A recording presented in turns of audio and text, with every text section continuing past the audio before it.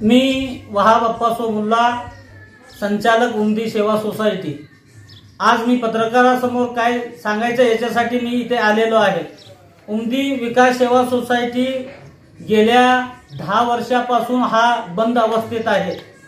2010 पासून 2022 पर्यंत सोसायटीचा 15 कोटी रुपये वसूल झाल्यामुळे फक्त सोसायटीचा व्याज 4 कोटी आमच्याकडे शेतकऱ्याकडून आलेला आहे।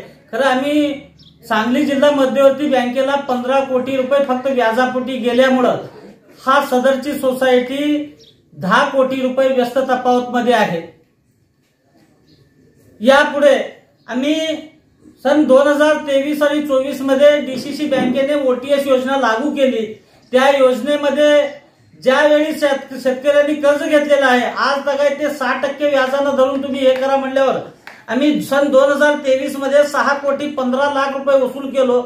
नंतर 2024 मध्ये 4 कोटी 45 लाख रुपये वसूल केलेले आहे। थकबाकी आता फक्त 4 कोटी राहिलेले आहे। सोसायटी 8 कोटी रुपये व्यस्त तफावत राहिलेले आहे।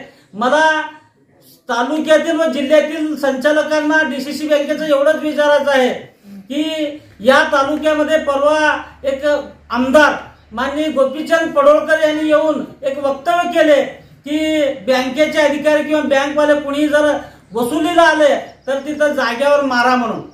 हाच पक्षाचे एक संचालक जत तालुक्यातील डीसीसी बँकेचे आहे ते आणि बँकेच्या साहेबांनी दरवेळा येऊन आम्हाला तगाद लावतात की बँकेचं तुम्ही वसुली करा, सोसायटीला तुम्हाला कर्ज देत नाही, तुम्ही वसुली करा नाही तर तुमची सोसायटी मर्ज होणार आहे।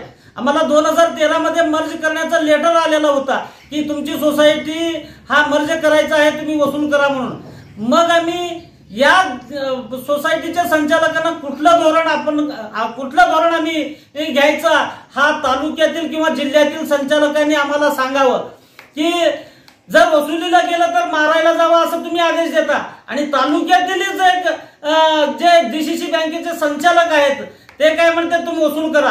यासाठी हा सोसायटी पूर्ण बंद होण्याच्या मार्गावर आहे। शेतकऱ्यांना 1 रुपया कर्ज मिळायला तयार नाही। या ओटीएस योजना जून पर्यंत असल्यामुळे आम्ही कुठल्या ना कुठल्या शेतकरी भरणार आहे। ते भरल्यावर आज तक त्यांनी परत नवीन कर्ज द्यायला सुरू केलेले आहे। तर माझी विनंती जिल्हा बँकेचे संचालकांना आणि जिल्हा बँकेचे एमडी साहेबांना एवढीच विनंती आहे की वसुली करायचं काय बंद करायचं, की जर बंद केलं तर शेतकऱ्यांचे हाल फार बेकार आहे। नवीन कर्ज तर तुम्ही चालू करावा, बंद म्हणलं तर तसा आदेश आम्हाला द्यावा एवढं मी तुम्हाला विनंती करतो। Press the bell icon on the video and never miss another update.